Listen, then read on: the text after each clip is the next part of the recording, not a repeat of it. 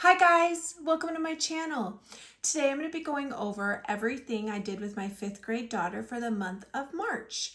If you're new to my channel, hi, my name's Nicole. I'm a homeschooling mom with 2 kids at home. I have a daughter who's 10 and in 5th grade, and my son is 4 doing a little bit of preschool work. All right guys, I have to be honest, for the month of March, the burnout was real for me, for my daughter, but especially for me. I feel like I'm overloaded. I have so much stuff going on. I counted, my kids have 6 activities outside of the home, plus homeschooling, plus working, plus I haven't been able to find a lot of science that I like. So somehow I started making my own that I'm going to be using for my daughter next year. And that is so time consuming. Oh my gosh, I have so much respect for people who put together their own curriculum or create curriculum because it is really difficult and very time consuming. So that has kind of been draining me. So I just needed a break. My daughter needed a break. So we took about 8 school days off. One of them was for doctor appointments. So 7 school days off. Very much needed. We still managed to get quite a bit done for the month of March, which I'll go into in a minute.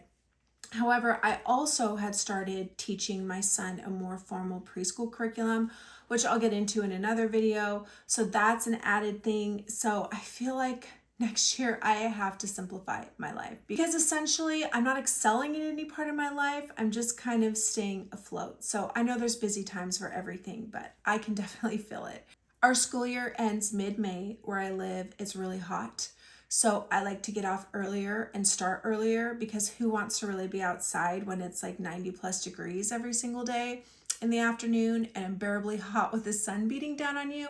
So we do end earlier. So we are ending mid-May. I haven't decided if I'm going to do year round with more frequent breaks, which I think is what I really need and my daughter really needs. Versus going and continuing a traditional school schedule. I'll be making a video about my thoughts on that soon, trying to put them all together. But we will for sure at least be taking about a 2 or 3 week break mid-May to just give us all some relief. So now that we were almost to the finish line, 6 weeks left, I'm so excited. Let's jump in and talk about what we did in March. Despite our break, we still managed to get a lot done. So I'm going to start with geography. So we really didn't do a lot of science in March. The first part, a little bit more we did. However, where I lived, the trees were still bare. The birds weren't really here. There was some scarcely here and there, but we were learning about birds and supposed to be going out and finding the birds. So I thought we were going to end early anyways. I just took a couple weeks pause, focused more on geography because this way now currently the blooms are coming out on the trees. I can hear the birds around me. You can start seeing them. We can bring back the bird study so she can actually go out and look at these things in nature and relate it to what she's doing. So geography we were able to really delve into. So we finished the Antarctica and Arctic polar regions portion. This was great. I added on doing a Who Was Ernest Shackleton unit from Waldock Way, and that was a great tie-in. We also finished Greenland, which I learned a lot of interesting things about Greenland actually. So these first units that we've done, the polar regions and Greenland, were not included in the Waldock Way. So now I'm excited. Our next unit, which is Canada, we're going to be using part of Traveling the World. Now this binder I made just has her passports, flags, and this has the game packs. This is a memory game. I just put it in this folder so I could keep all the pieces. This is a bingo game, top trumps, continent sorting, and then the stuff from the appendixes I just have here for me to just easily grab it from instead of binding it. So this is the first time we're going to be using Waldock Way, and I'm excited about that. So this student notebook for Canada, honestly, this just has different activities broken up. Some of them are from Waldock Way. Some I found online to add a little bit more work. See, here's a Waldock Way activity, and I just have it broken up for my daughters. So then when we start a lesson, she grabs her student notebook, I grab my teacher guide, which is just essentially the schedule with some instructions. We get the other books that go with it, and we're all ready to go. So one thing that I realized as I was putting together the literature I wanted to do next year is I was trying to find a place for Anne of Green Gables to fit into our schedule, and I had an epiphany. Anne of Green Gables is in Prince Edward Island, which is in Canada. So that's what we're going to be doing for our literature study for Canada, Anne of Green Gables. I just love this book that we got. And this is a pretty hefty book. I think it's like 400 pages, but it is a little smaller in size. So to go with this, I'm so excited. I got Hearth Magic's A Family Learning Guide, Anne of Green Gables. Now, she had a sale going on when I bought this, so I got, it's like buy one, get the equivalent free. So I got Little Women free. Now, I can do a flip through of this if you want and a review. Just let me know when we're done. However, there was another one by another homeschooler. I'll put her name somewhere where she did a flip through of it, and it was great. So that video helped me decide that I wanted to do it. So I'm really excited. It does have a little more crafty things than my capabilities, but it has a lot in here. And now because I have FOMO, it's something I'm working on. I think her name is Pineapples and Pencils on Instagram. She was actually doing a unit with her daughters, they're 4th and 5th grade. And A Sense of Home also has a book study that goes along with it. It includes questions and talking about climaxes and character study. You have vocabulary. You have some really cute activities in here too. Here's a student journal for the kids. Now, do you need both of these? No way. This is perfectly sufficient. I will pull in some of these. I'll mainly be doing Hearth Magic, but I will pull in some of these just for more of the language arts literacy components, because when I'm doing a literature study, I'm pausing Moss-DOS, which is where I get that literacy from. So really excited to do that. In addition, Hearth Magic recommended getting a really strong sketchbook, and the recommendation is they're going to go through about 50 pages. So this is 60 pages, so it's perfect, but it's just really strong paper because she will be painting and drawing. And I've been doing so much research on the effects of like notebooking and drawing and painting and how that helps children absorb and retain information. So it's definitely something I'm trying to implement in my homeschool in every way that I can. Okay, so as well as the Anne of Green Gables study, For the Love of Homeschooling, which is a newer website that I found that I just love, they have a study on beavers. I'm going to put the price of this somewhere because I don't remember offhand. This is just a deeper dive into beavers. Now, Waldock Way does cover beavers. They have an animal profile page. They have a worksheet for you to fill out with it. She has some video recommendations. However, this just goes a little deeper into it. I mean, look, here's something talking about social dynamics. It's geared for a wide variety of ages, so you can find something for everybody, but it has video links for it. It has different information. So you're going through essentially the whole life of the beaver. And as I was going through preparing this, see, it's got taxonomy. It has videos that go along with it. It has worksheets. They're going to be talking about conservation. I learned a lot actually about beavers that I did not know. So this is the animal that we're going to be really focusing on for Canada. Okay, so now I'm going to talk about the things that I'm adding to geography. So I have been using the travel book by Lonely Planet Kids. Sorry, I love them. I have so many books from them. When I was at the library, I saw that they had this book, Lonely Planet Kids, the city books. And this goes over a lot of the bigger cities. You have a couple page spread going into more detail. And I felt like that added so much more depth because in the travel book, you're getting a page, sometimes two, but generally only one. And this just added more for each country. Now, every country isn't included, but a lot of the most popular cities and cities that you will be studying will be included. In that same light, I saw National Geographic's Ultimate Globetrotting World Atlas. Now, what I like about this and why I'm using it in conjunction with these is while the travel book will have a one-page spread, this will have two, and it's a little different the way it's set up. Oops.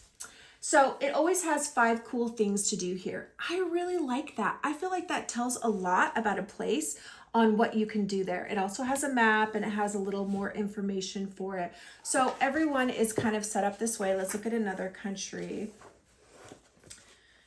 Here's Chile. You've got your 5 cool things to do. You have your map and a little more information. So this is a library copy and I will be purchasing it.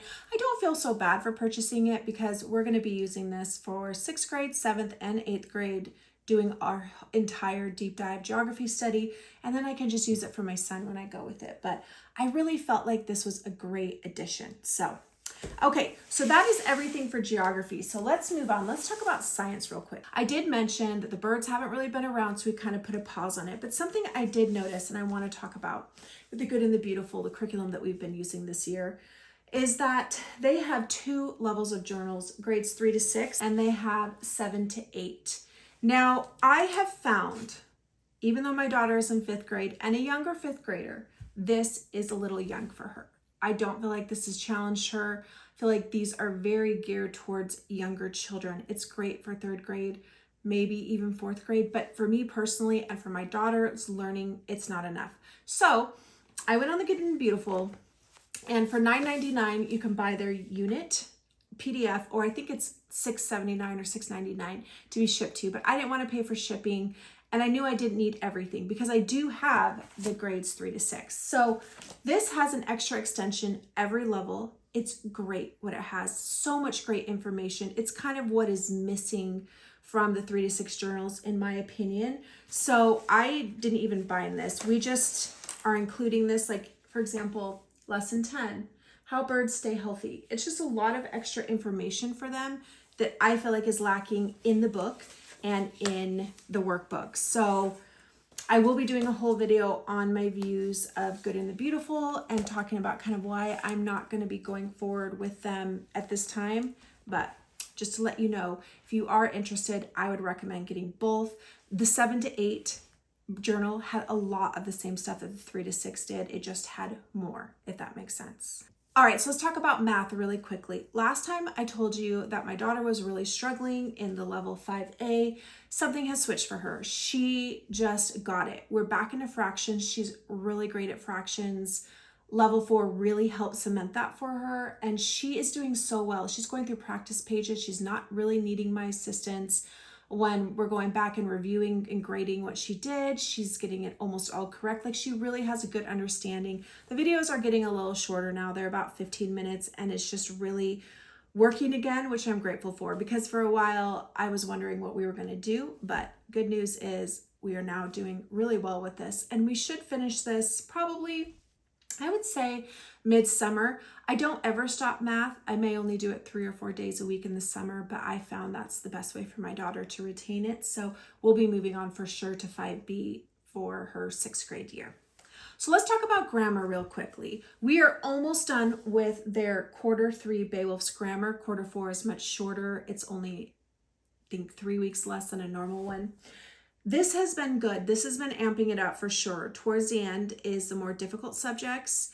And I have been able to tell that my daughter, while she's retained some things, she hasn't quite retained as much as I would like. And I do see why they put some of these subjects at the end. I do enjoy this curriculum. I am going to go through a full review on my opinions and how I would use it next time. But we are nearing the end. I think we have maybe 3 more days, and then we'll be on to the last quarter and be able to finish that up. So I do like this, but I do think we are ready for something different. I will say that. Okay, so if you watched my last month's video, we were doing Let the Circle Be Unbroken. I paused this. We got to a little over 100 pages, and the reason that I did, honestly, I felt like we needed a break. So we had started on Martin Luther King mid-January. Followed that up directly with Roll of Thunder's study and right into this study. And it was a lot of heavy. Now, I'm not saying these subjects aren't important, and we definitely delved into them, learned them, but this got to a part in the book where, I'm going to be honest, I just cried and cried. And I felt like I needed to take a pause from it. 2 months of intense studying. We needed something light. It just was so much. And I, to be honest, I just had to take a step back. One of the teenagers in here was charged for murder when it was 2 white guys. And I am a paralegal, so I was very fascinated by the scenes where they were in court. He actually got to go before a jury only because this particular white attorney really fought for him. And he did a great job, this attorney, at presenting the case. It was a slam dunk. There was no way that he committed the murder, but he still got convicted. And you heard conversations, or the family, the children were outside and heard conversations of these white people talking about how, well, maybe he didn't do it, but nothing was done. And it was just so heartbreaking, and the way he was treated, and just it was a lot. And I am definitely going back to this for sure, but we'll probably come back to this next year when we revisit again and we'll continue their story. Some of the storylines were a little old. And so I just, after the trial, after he got convicted, I just knew that we needed something a little light and to just take a little break from it, if that makes sense. So definitely a great book. We will 100% finish it, but just not right now. Okay, so by us pausing that made us have time for Mostas Press literature, which I forgot how much I love it. Now, Coral has really ramped it up. The stories are a little longer. There's definitely more questions, which I really appreciate. There's a lot to do, like a lot. You have the short story, you do the first day of the week, and then you have the longer story the second day of the week, and the rest of the days you have plenty of activities to follow up with. So we've really enjoyed this. I will always do this in between novel studies. We will be doing a lot of novel studies in the future, but I will definitely always keep this as that placeholder because it's great. All right, just a couple more things. Okay, for mental health, my daughter finished, I wrote it down, So Embarrassing, Awkward Moments. It's a graphic novel. I already returned it to the library. I talked about that in my February update if you're interested. I also got her this book by American Girl, Knowing What to Say. She loves this book. She's gotten several of them. They're great. We also finished Hey Girl, A Mindful Coming of Age Journal for Girls. This was wonderful. Highly recommend this. I love it. And I'm not sure if she has another one, but if she does, I'll definitely be getting it. Then what I'm replacing it with is Sometimes I Have Big Feelings, a children's guide to understanding and expressing emotions. So she's within this age range, and it's just a workbook that goes over what it talks about. Let's see if we can find some different pages. Just activities about your emotions, how to deal with them, being yourself. It's actually quite a long book. So this will be what I have her doing in place of Hey Girl. All right, so let's finish up with the readings that my daughter did independently. Before I get to that, we did finish Wish Tree by Catherine Applegate. Great book. I do like how it tied into what we were learning with Martin Luther King and Roll of Thunder. Okay, so she is still working her way through Lodestar. This is, I believe, the 5th book in the Keepers of the Lost City series. I've talked about this a lot. Highly recommend it. She also read one of her favorite books she got from the library and absolutely had to own it, The Secret Deep. This is her second reread of this. She loves this book. Now, this next book, before I tell you, if you've been around, you might know my daughter loves scary things. She's very into it. It doesn't scare her. And at first I was hesitant to let her really go down that route, but I'm kind of just letting her do what feels nice. So she read this book, It Found Us. It's not as freaky as the cover would imply. It's definitely geared for her age, but she definitely loves it and is dying to have this next book, Scratch Scratch, which maybe the Easter Bunny will be buying for her. So that's it. Oh, one more. I wrote it down. She read Nancy Drew Diaries, which she really enjoys their mysteries. The Ghost of Gray Fox Inn. That was also a library book that we returned. All right, guys, that is it. We are on the home stretch. I'm so excited. If you have any questions, as always, let me know in the comments. If not, I'll see you in my next video. Bye, guys.